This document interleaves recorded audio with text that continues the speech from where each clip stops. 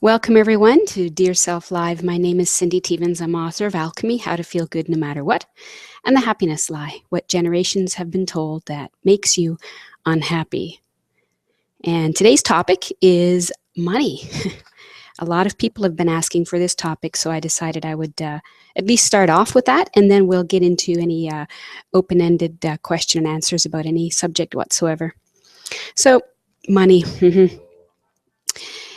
Do people actually have money problems? Do people actually need money? You don't actually need money. And if you had the thought you needed money, you might start borrowing, going into debt, gambling, or even stealing. So people who have money problems don't actually have money problems. They have mind problems. They have a mind problem that says, I need money. What you need is not money, because even if you got a lump of money, then eventually that would wear down. It would be spent. And once again, you'd be left with a money problem. So what's really the issue is more money going out than coming in. Hello, we have a guest. Hello. For now. Yeah, so what you really need is more money coming in than going out. And so instead of needing money, you need something that creates that. And that may be different things for different people. But as long as we think we have a money problem, then our attention is in the wrong place.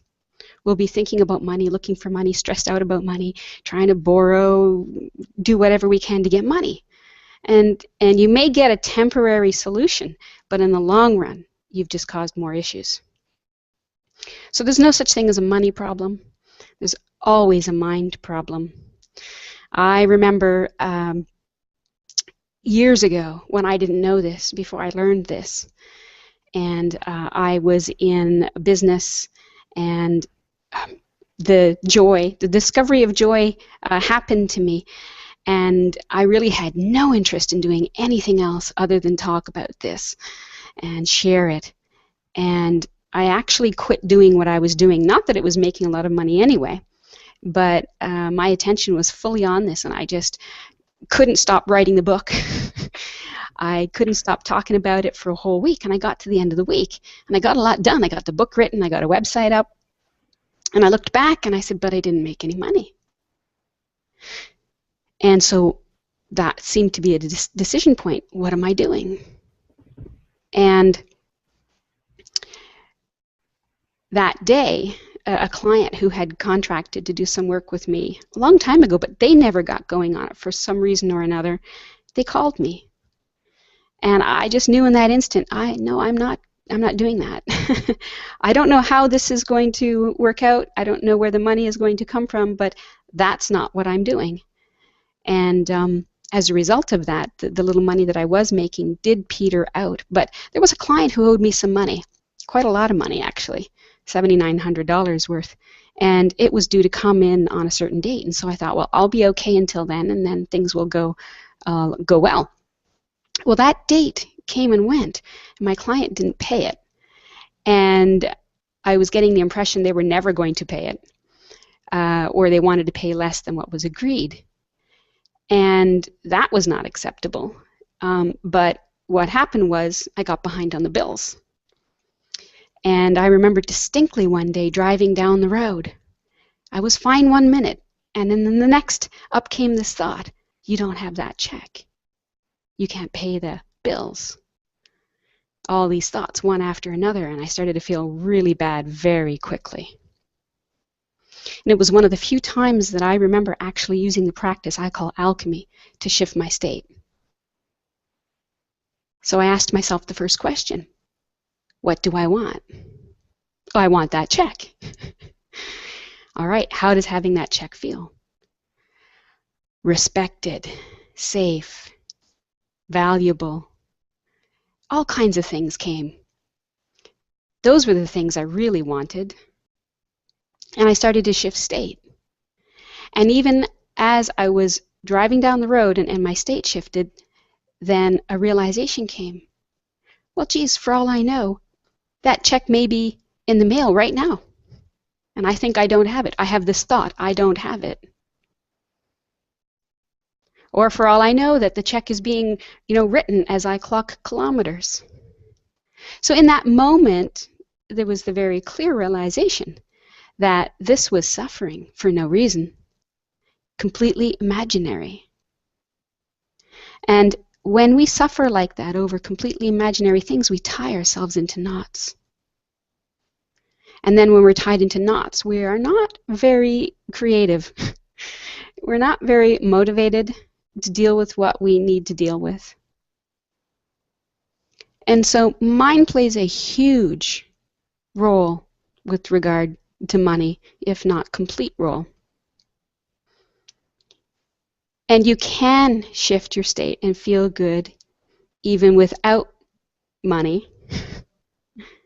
Because you can notice what I noticed is 1 minute you're okay and the next minute you're not, but nothing outside of you has changed. The money situation hasn't changed. This is complete peace of mind and freedom. You see, we don't really have any outside problems. If you could think of a problem now, and it can be any problem, doesn't matter what it is. And if I asked you, while you're thinking of that problem, if you didn't feel bad, would there be a problem? Would there be a sense of a problem?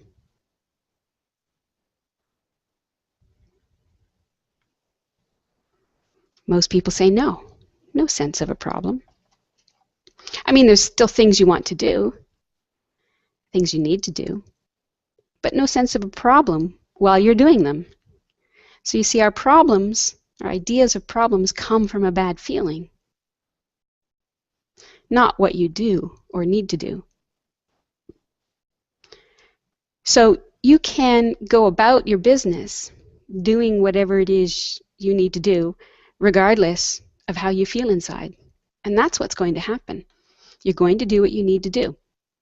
The only question is, how, in what state, are you doing it?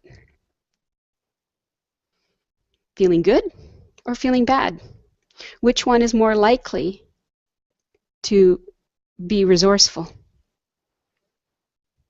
And that's true for any problem, not just money problems.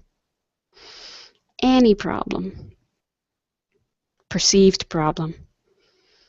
Because short of starving in the moment, short of your blood bleeding out in the moment, there's no such thing as a problem. And if those things are happening, then there's no time to even think about a problem. You just take care of what's needing to take care of. That's how and why, when I was in the near car accident many, many years ago, that with mind not there, shall we say, even though a car was spinning in front of me very quickly and any moment we could collide, I was at absolute peace.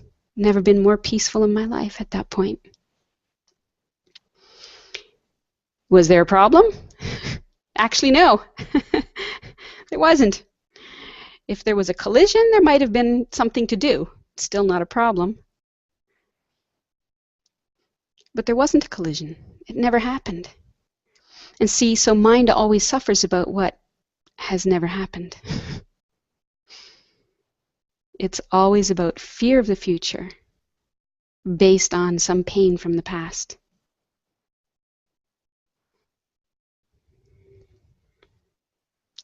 So I always recommend that people learn to shift their state and do it every chance they can, even in smaller problems, so that if a bigger one does arise, you know how to do this. You've practiced it.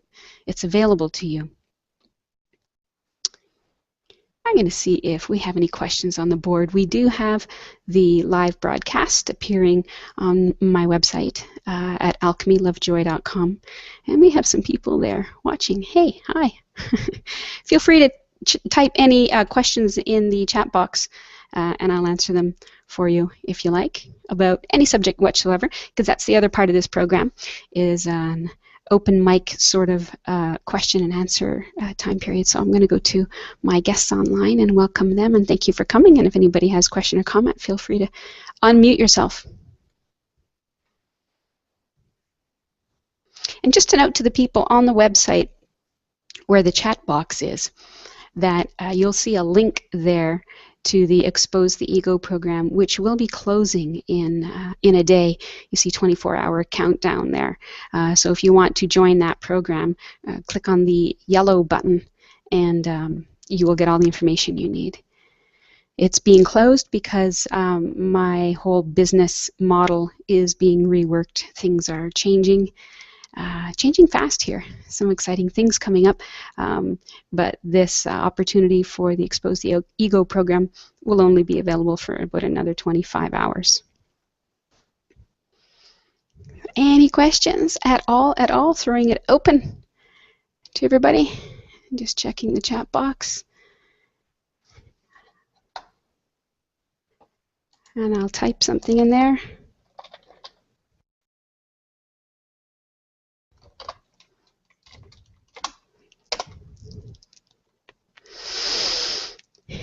So I hope everybody had a happy new year, and I'm wondering who has set a resolution or not, and how many. Something I never really did too much of. I figured if I was going to make a change, it had nothing to do with the new year really, but I suppose that there can be some motivation there initially, but all motivation ultimately has to come from within you. I say that on one hand, but on the other hand, I recently said to somebody who said that someone they knew couldn't get motivated, I said there's actually no such thing as motivation. Not really. We don't need motivation to do something. What's happening is there's demotivation going on. And naturally we would just do things. It's just you see things and things need doing and you take care of things. You get ideas and you do things. But what stops you is something demotivating, some mind thought idea of a problem, some bad state, something that you stop at, some fear. And we have some techniques for getting past any of those that I can offer you if anybody is interested in bypassing demotivation. Very, very powerful. So today we're talking about money, demotivation. It looks like we don't have any questions on this subject so far. So I turn to the subject that's been happening the most these past few weeks, which is ego. What is the ego, really? We hear a lot of talk out there about it. You know, about my ego not letting me do things. If you really look at a statement like that, doesn't it make you wonder? What is this thing called an ego, and how is it not letting you do things? If we talk about things in concepts, then we really lose touch with what's actually directly going on. And then it becomes some vague, nebulous idea. And then we try and think about this vague, nebulous idea and work our way through it or around it, and that's impossible. So mind and imagination just feeds on itself, and concepts get bigger and bigger and more unmanageable. But they also get more and more obvious, and they're very weak. They have they're so easy to expose as such. I mean, if someone says, my ego won't let me do something, well, there's you and your ego, and what you're saying is your ego is bigger than you, right? So show me this ego. What is it that it's so bigger than you? And if you go to try and find it, what do you find? So does it exist? What are we really saying? We're really talking about a bad state, right? A bad thought that we believe to be true and important. If anybody has any other idea of what ego is beyond this, in a tangible way, I'd love to hear it. But I haven't found it yet. I haven't found this thing called ego. I haven't found this thing called a pain body. I have found triggers, psychological triggers, that trigger bad thought, feelings, and memories, ideas and beliefs. But never have I ever seen anything called an ego. I'm not talking about the conventional sense of an ego where, someone thinks big of themselves and talks themselves up. I'm not talking about that. Usually what we're talking about in the spiritual realm is the bad, reactive ego. The thing that after you blow up, you blame for your blow up. Oh, that was my ego. That wasn't me. Huh. So you were possessed for a moment. You were taken over. Some people actually believe this. If you believe that, sadly, there's no way out. How can you ever get out of something that is possessed, that is greater than you?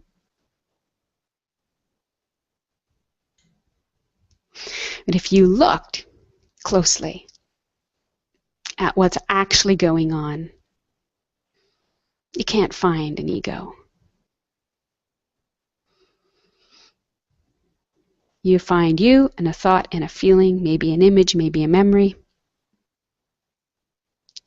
Very powerfully, there's a thought, there's a storyline that says this about me or about other people. And this about me or other people is true. And it's usually a bad storyline, a negative storyline, an ugly storyline. I'm not good enough. I'm too stupid. This is another storyline. Hello, ego. It's not the true self saying this. The true self doesn't say I'm too stupid, I'm not good enough. True self doesn't say the ego is bigger than me.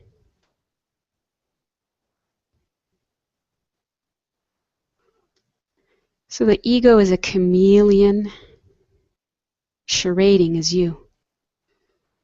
But it's still you saying this. You believing a thought based on a thought, based on a thought, based on a thought. To the point where you no longer are questioning all these thoughts about you. You're believing them. As soon as you believe one thought about you, like you're not good enough, you'll believe the next thought, like, gee, I have to do penance. I have to meditate for 40 years. Or I have to something. There's always going to be something in my way. I can't wake up. I can't be conscious. Who is there to say and know that you're not conscious? Who is this one? So ego is imagination, we could say. Complete imagination. And when you notice the imagination, when you see that what's going on is imagination, the jig is up. The illusion will end.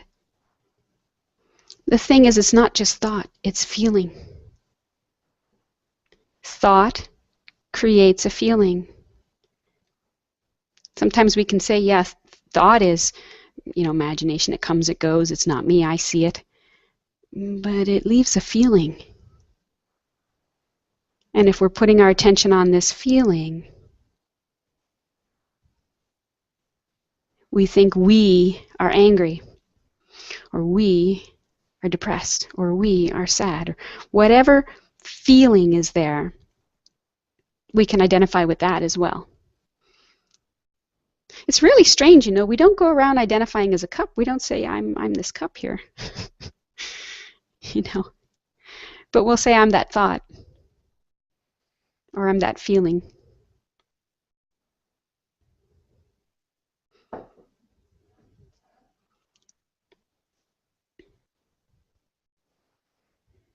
You're none of it. You're aware of it. It comes and goes. You're there before thought, during thought, and after thought. You're there before feeling, during feeling, and after feeling. You're so there all the time that you miss you. It's so obvious. You're missing the obvious. It's too obvious. You notice that which comes and goes and you call it you.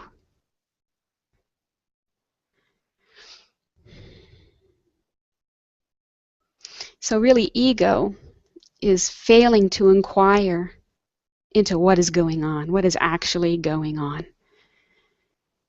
And I don't mean to think about it as a concept, because if you think about it as a concept, you're lost. And you can think about it forever, and mind can be so creative and imaginative. I mean to actually look at what is actually directly present. There's no other word that I can use for this, but what is actually happening here and now. And nothing teaches you like that as well as meditation. And I'm not talking about meditation where you follow a guided meditation, you go off on a little imagination trip in your mind. I'm talking about sitting still, facing a blank wall, and just watching your thoughts go up and down, watching the storylines come, experiencing being lost in thought and coming back and seeing what that's like. As if you went somewhere, but all the while here you are in front of a blank wall. It really helps you to sort out what is a storyline, what is a thought, and what's actually going on. So the difference between imagination and reality, in the sense that I'm going to use it in this conversation. So if you have this experience and you watch what's actually going on, then you can start to discern between what is imagination and what is actually going on. And of what is actually going on, there's very little you can ever say. Most of our conversations, if you listen, if you eavesdrop on somebody else's conversation, you'll notice how very little is said about here and now, and how primarily it's about the past or the future, neither of which exist, except as a thought now. So it's such wasted energy, because it's not happening now.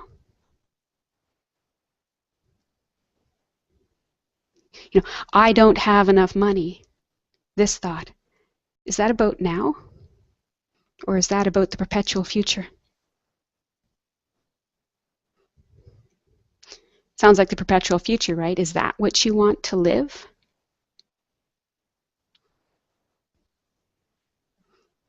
What you put your attention on, you experience immediately, emotionally,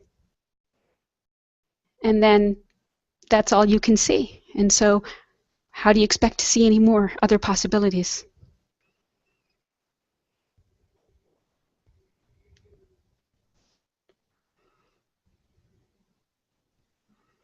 So noticing the storylines that have nothing to do with now and dropping them. Because you notice they have nothing to do with now. They're not real. Frees you up from so much. It's such a relief.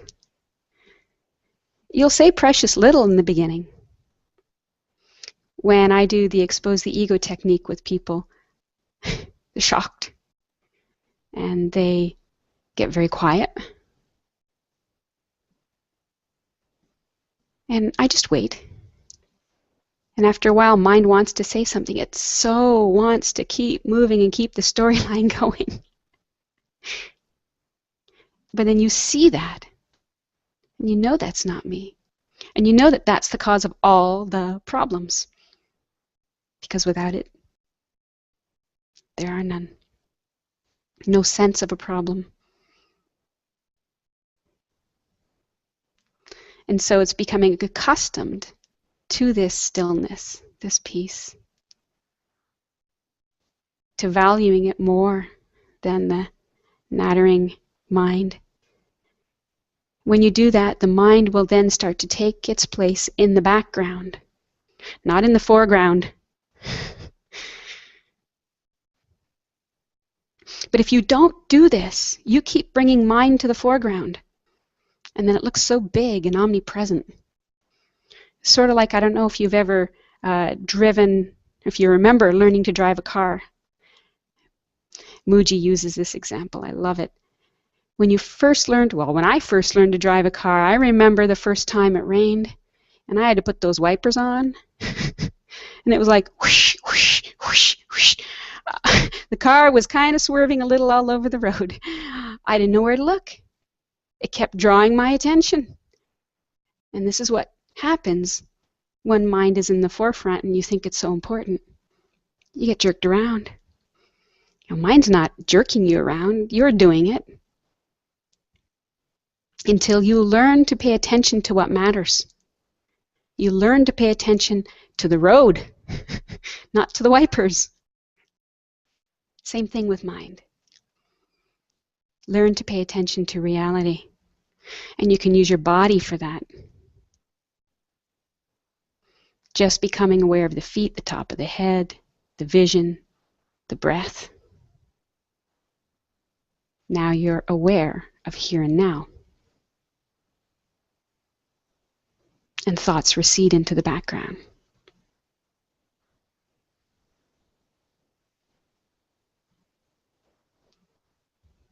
They're still there in case you need them. You need to speak or communicate, you can still speak, you can still think, you can still function, not a problem. You'll notice it becomes more spontaneous. Not like churning and thinking and trying to figure and then trying to come out with something. It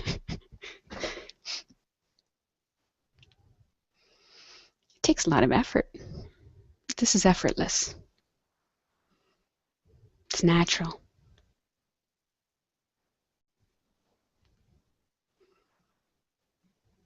Take care of this moment here and now, and thoughts will take care of themselves. You don't have to worry about them. Okay, I'm going to throw it open again for any questions. Check the board here. And I'd like to invite any of my guests to come forward. You can share an experience you've had with the mind. Have you had the wiper experience with car driving? I remember being quite disconcerting, taking a little while for that to settle down.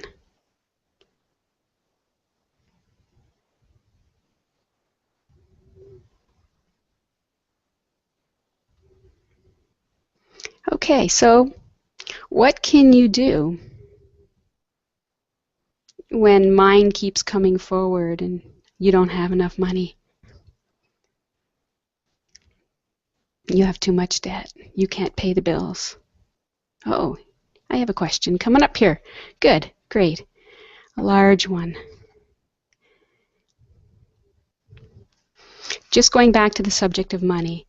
I am back to work tomorrow after the holidays, and I have a very strong need to tell my boss that I am overworked and underpaid.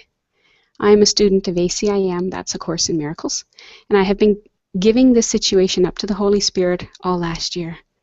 ACIM says, be aware of the temptation to see yourself unfairly treated.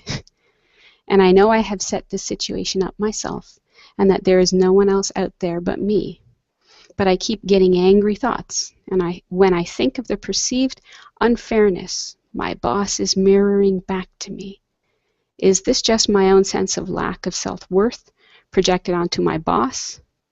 It's just been going on so long. Okay.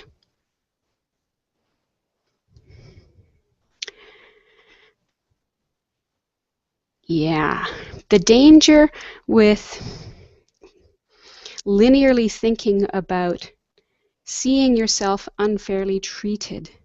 This is a judgment. And if you have been overworked, and we know what the definition of overworked is, and underpaid, that's subjective. That could be you know your true value and you're not getting it, and that could be in relation to what everybody else is getting paid, however you come to that conclusion. Then, that is not seeing yourself unfairly treated. Those are just facts. You're overworked and underpaid. That's the situation. No judgment on it necessary. Action may be necessary to change the situation. But if there's an emotional attachment to it, it becomes problematic. So if you go around feeling that you have been unfairly treated, you're not going to be resourceful or creative or make positive change. You just may feel resentment, thus the anger comes up. So you say, of the perceived unfairness my boss is mirroring back to me. I think what you mean there is you're feeling that the situation is unfair. And you have applied it to your boss, that my boss is unfair, right? So we'll do some quick alchemy. Normally I like to do it live and get that actual tangible shift. But I'll just do quick mental alchemy. So the first question would be, what do you want? Well, I want to be have reasonable hours and be paid well, whatever that tangible number is for you. Okay. How does having reasonable hours and being paid well for them feel? And now you would go into describing all of the feelings and thoughts that come with that. Could be respected, could be appreciated, could be fair. Definitely, I think fair would come up. And so you now begin to access the feelings of respected and fair and appreciated in the body, because you know how those feel. We all know how those feel. And from this state, once you've got a real good state, I would ask you, so who was being unfair? Did you need anybody or anything to feel fairly treated? Did you need anybody to act any differently? No. No, you didn't, because you're feeling it now. And so, who was being unfair? And you can realize that it was you being unfair. You see, projection is perception. Perception is projection. You feel unfair. You project that your boss is then unfair. And you never take appropriate action. Useful appropriate action, because you go around with this anger. Anger is not useful. So clearing all this out of your system, feeling respected, you command respect. You do the things you need to do to get fair hours and get properly paid. You value you. If you don't value you, who's going to value you? See, we teach people how to treat us. So instead of demanding that the fairness feeling comes from your boss, that you need something from your boss, you give it to yourself. You give it to yourself first inside. And then watch what happens on the outside. Yes, Dave, fairness is there already. It's always there. It's always available. But not when you are putting your attention on unfair. When you do that, there's no room for fairness to be known. If you've put yourself in this position, it's fair, isn't it? If you don't do anything about it, it's fair, isn't it? So, not to put blame anywhere, but to realize the true source of this problem is not on the outside, just like any money problem is not on the outside. It's on the inside. Shift your state first. You have full access to all the wisdom, knowledge, creativity you could possibly need, but you're not accessing it when you're in a bad state. So learn what I call alchemy, how to shift your state, so that you can realize, as they say in the Course in Miracles, that what you thought happened actually never happened. It's the ultimate in forgiveness. There's nothing to forgive. You forgive yourself, so the people you thought you needed to forgive, automatically it's gone. It just falls away. Does that help? Do you have any more questions on that?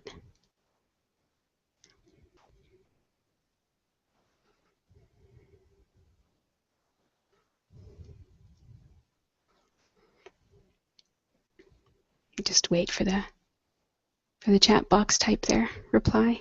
You might be working up another one there. And I'll invite any guests in if any guests have any comments, questions. Feel free to unmute yourself.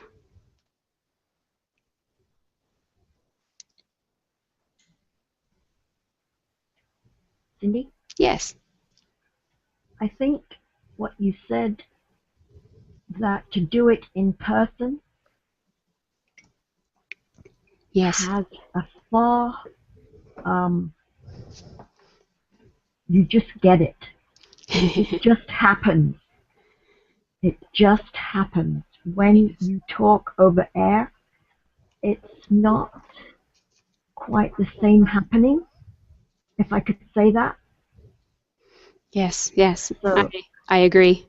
yeah, okay. Because then you have it as mental. That's what I say. It's mental alchemy. It's not the same.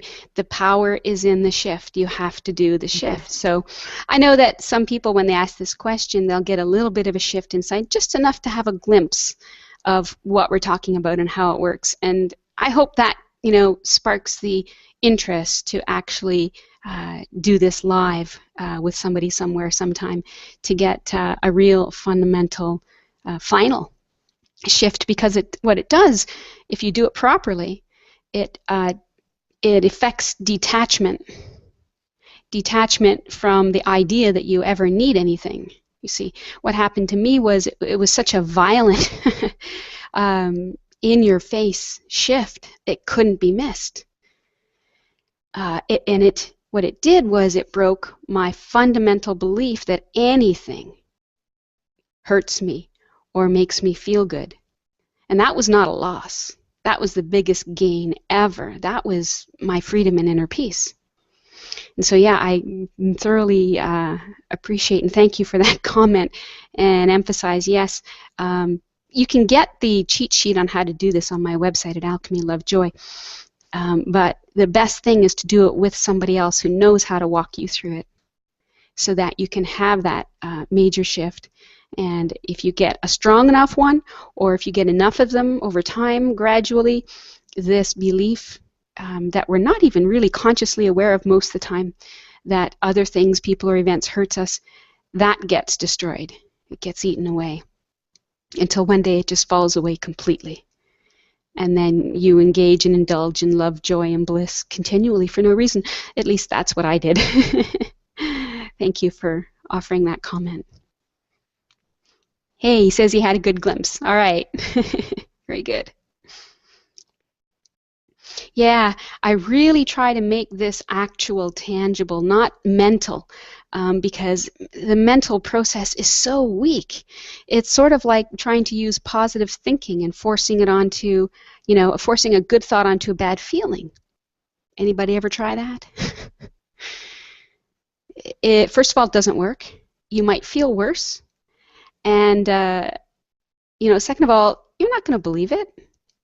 If you try and use some, for example, imagination, imagine yourself going down the ski slopes, having, a hoot of a time somewhere. At some point, reality is going to check in and go, yeah, no, I'm not on the ski slopes, and this is not happening, and so I can't actually feel that.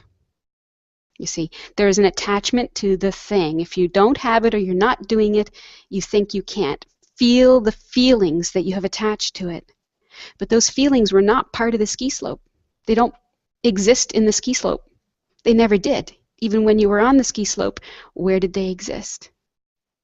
Within you. It's just that you put this rule up. Well, here I'm on the ski slope, I can feel like this, you know? And I'm not on the ski slope, so I can't feel like that. These are self-imposed. You are capable of so much more love, joy, and bliss than you have lived or imagined. I can't say this enough.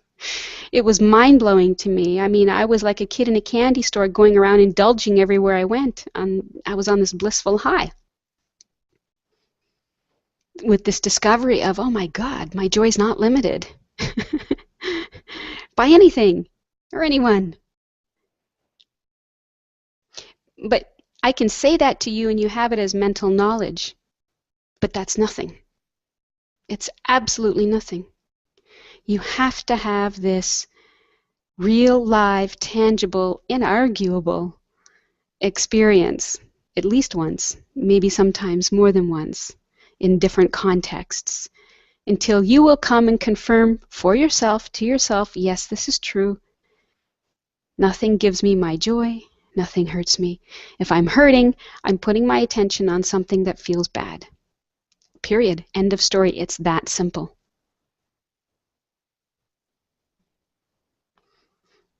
Then it becomes a question of knowing that you're doing that in the moment that you're doing that. And what woke me out of that was the pain. Every time I hurt, I associated that not with a thing or a person or event that I used to think did it, but with the thought I'm holding in the moment. Okay, I would stop and check. What am I thinking? What am I believing? What's going on here? And not imagine things like, oh, it's because I was the fourth child of 6 kids and I was not given as much love, and all of this crappy storyline that has no direct reality in this moment.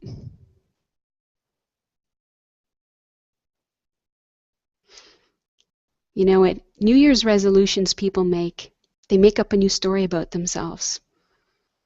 I'm going to lose weight. I'm going to think more positively. I'm going to this, that, and the other. Do they believe it? They hope for it. Do they feel it? Probably not. They'll believe it when they get there. They'll feel it when they get there. And then they have all these things that demotivate them, all these thoughts that get in the way. Welcome, Christian. Just going to mute you. Hi, Cindy. Hello. So it's no wonder that resolutions don't last very long. It's no wonder that they usually fail.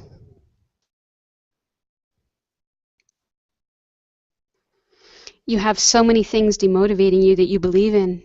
You believe that things, people, and events, cause your grief and get in your way. This is going to get in the way of resolutions.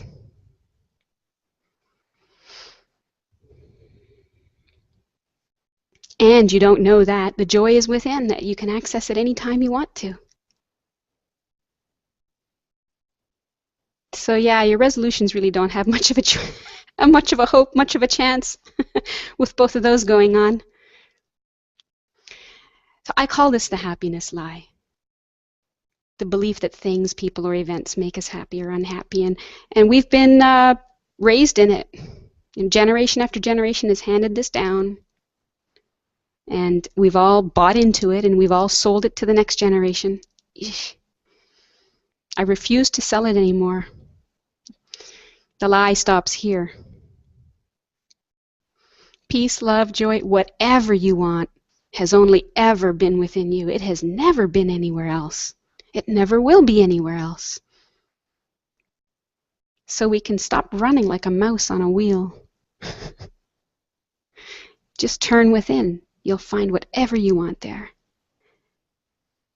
So I'm going to open it up again. Hey, Christian, you made it earlier. Come on in and say hello if you like, or pose a question if you have one. You have to unmute. I can't do it. Sorry.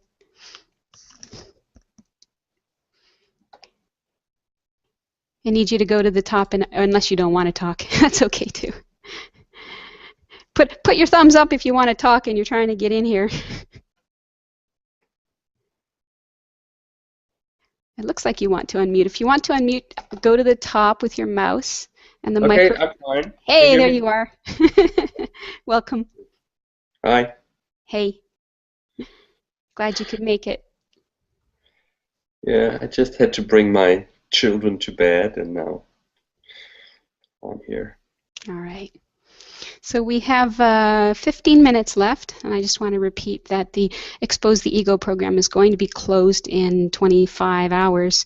So if people want to take advantage of that before it disappears, it's going to disappear because I'm changing all my programs, and it's no longer going to be a standalone program. It's going to be part of a bigger program. So that link is available on Alchemy, Love, Joy under Expose the Ego. With a countdown timer there. So, yeah, we were talking about a lot of things. We started talking about money and money problems and how there is no such thing as money problems, how they are mind problems. We had one person come forward with an example, and I did a short sort of mental example of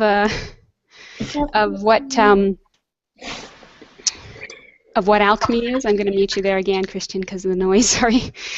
If you want to talk, you can feel free to unmute yourself again.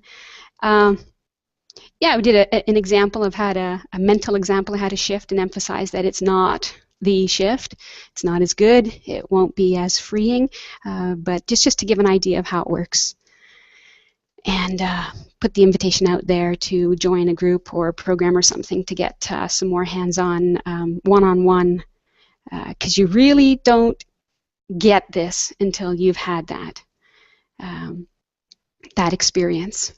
And once you get it, then you can start using it with everything. And if you ever get stuck, then you can just check in somewhere and get some help with getting unstuck, because nothing can stop you. You are bigger than anything out there, including the so-called ego, which we also spoke about, which has no existence. It's a phenomena in the moment that feels bad, sounds bad, generally. It can also sound good. It can also feel good. We can have good egos, ones that feel so spiritual or very compassionate or very humble. Those can probably be the worst ones, because if we feel good, then why should we really, bother with it? But at some point, it will nag at you anyway, because it's not the true self. So nobody gets away with anything here. Eventually, truth will have its way with you. So I shall ask the panel again, or anybody, Dave or anybody on the chat box, open the lines for questions. Feel free.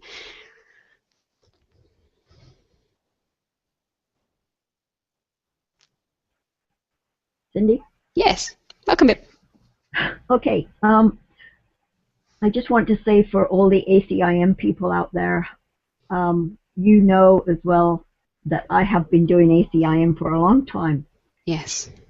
And it gets to a point where we have a right-minded ego. Oh. And the right-minded ego is, oh, I am so spiritual. I am so forgiving. Not in a, not a true state. It is still all those thoughts, and I am not my thoughts. So I just want to say that the good thoughts are still ego thoughts, not truth. Yes, yes. If there's a sense of I in them, then yes, absolutely. And yeah, thanks for pointing that out. And that's can be a big sticking point a really big sticking point. I had someone around that topic with A Course in Miracles come and say, gee, I thought I had forgiven this. How come it's come back again? You know, because it's not true forgiveness. It's a nice idea. It's a nice thought. It's a me forgiving you. That's separation. As long as there is a me and a you and a forgiveness that needs to be done, this is impossible. So the true forgiveness is to realize that it never happened. And there is no me and you. That will come later. You don't have to know this now. You can question it. It's very useful to question it. You know, to really question, is there any separation? Is there any separation between action? You think there is, and you might say mentally, no, there's no separation. Anybody can say that mentally, but in your actual direct experience, what's the truth of it? You know? As you're looking at someone face to face and you're hearing them speak, can you separate their words from your hearing?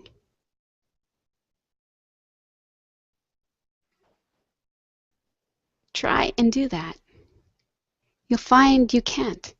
And you may start to find yourself losing the separation between yourself and other. And all there is experiencing. All there is sound, sight. All there is experience. And experience is not separated. It doesn't need separation. Separation is just a thought layered on top. Hey, did you have a question, Christian? Well, I'm always a biologist, so we have a pleasant experience and not so pleasant experience, so we're searching for pleasant experience. And when we lack pleasant experience, we might be sad that we don't have the pleasant experience and wonder how we can get more of the pleasant experience. Wonder how, yes. And what would be your solution? Well, you had pleasant experiences in certain circumstances, so you try to have as much of these circumstances in your life. Yes. This is the happiness lie. So we'll go out and... Welcome. Yeah, so we'll go out and we'll try to arrange things, won't we? Arrange things just so. We'll get that right partner, we'll get that right house or that car, or we'll get that right dog, whatever, thinking that that's going to bring us this happy experience. And sometimes it does. Well, it never does, actually. It may appear to. Okay. But the circumstances do not create or cause or contain the joy. Yeah, you could go out and buy a brand new car, but there's not 1 ounce of joy in 2 ounces of metal. Well, you are together with somebody who cares for you and who likes you, and you take a nice walk, you talk to each other, you whatever, and you have a pleasant experience, and some neurochemicals are produced within your system that make you feel happy. Yeah, and so have you ever been walked or laid beside that person and felt miserable? Or separated, or distant, or angry, or hurt? Yeah. Right. So if it had anything to do with the fact of the person or their existence or their presence beside you, that would never happen. Well, no. It's the person and the circumstances and our interaction in that very moment. What circumstances? Well, the circumstances might be that we have a weekend vacation, or the circumstances might be that we both come home tired and stressed from home. So 2 different circumstances, 2 people interacting in a different way, and the result are different feelings.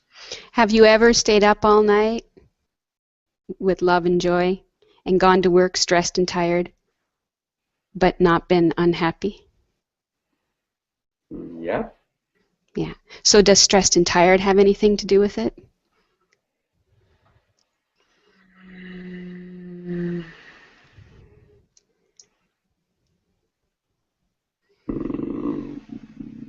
No. This is what I'm getting at. Okay. The circumstances have nothing to do with it. Nothing.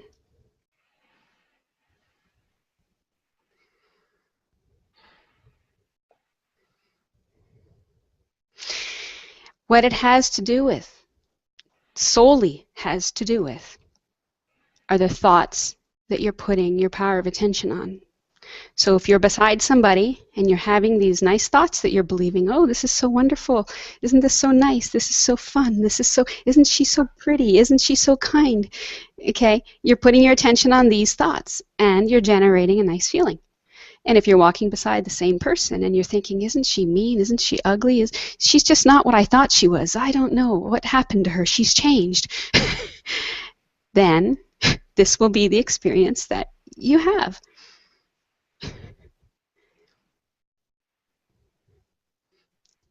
Right. So, because we believe that things, people, or events make us happy or unhappy, we are continually, perpetually chasing them. Plus, we think we're not happy without them. And so, there we are most of the time without them, with unhappy thoughts that prove to us that we have to have somebody or something in order to be happy.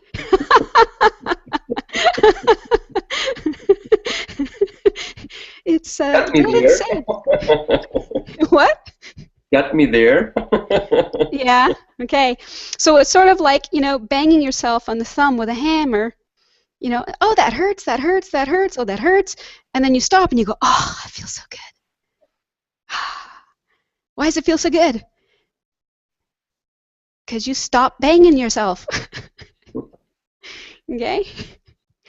So it's sort of like if I had this, iPhone and you really, really wanted it and you're going to agitate yourself. Geez, I have to have one of those. I'm just not good enough without it. Everybody else has one. I don't know. I have to have one. You're agitating yourself. And if you get it, you go, you get relief right away. You stop agitating yourself. And then you might have thoughts like, oh, I'm so important. I have this iPhone. I'm as good as anybody else. Oh. And now you start to feel good. you get pleasure. And all the while you confuse it for the iPhone. The iPhone didn't do anything. Nothing. Any more than 2 tons of metal in a brand new car gave you any joy. Or a new job. Or anything. People get so excited about a new job. And then they get into it. And that's not quite what they thought. And then they start having bad thoughts about the job. So was it the job? It's the bad thoughts about the job.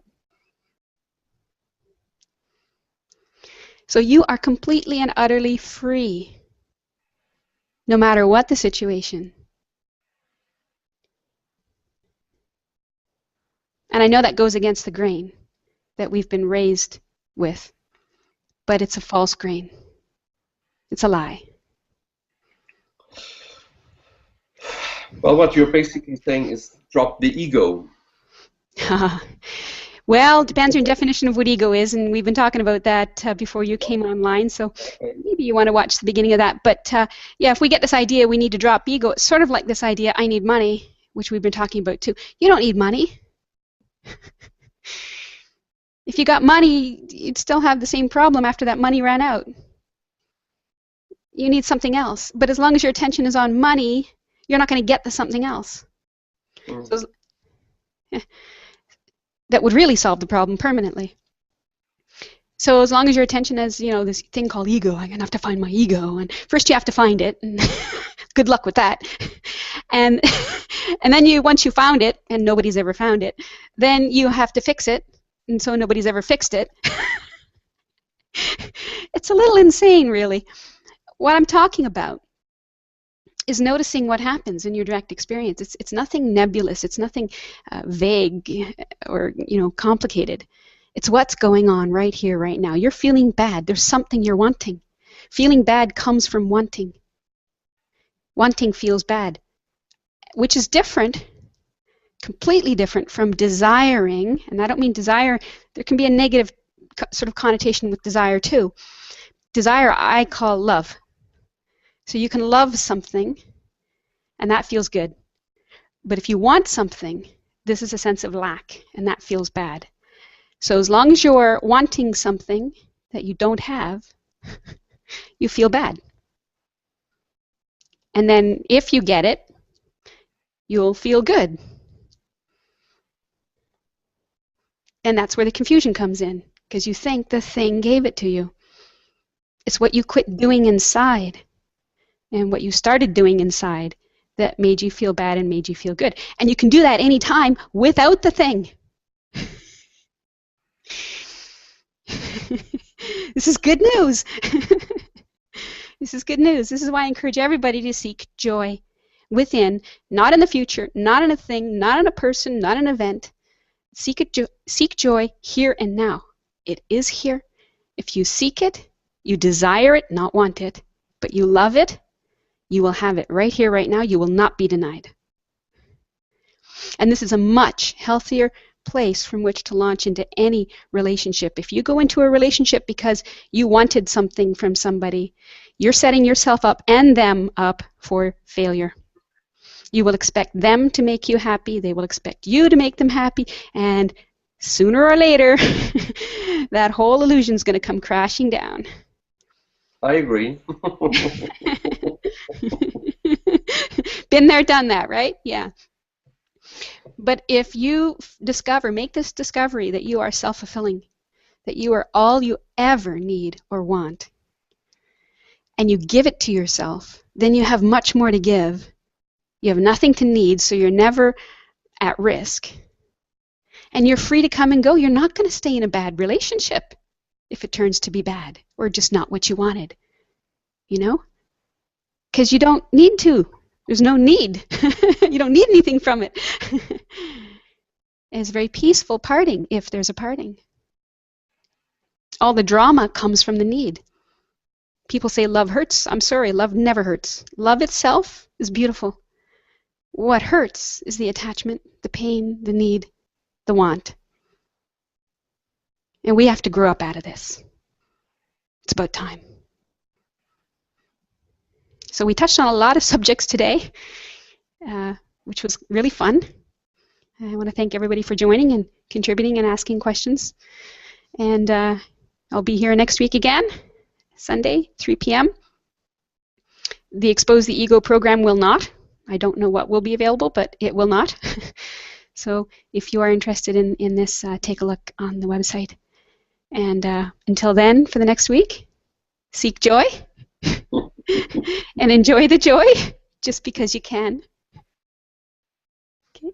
Thank you. Thanks, Thank Cindy. you, Cindy. Thank you. Take care.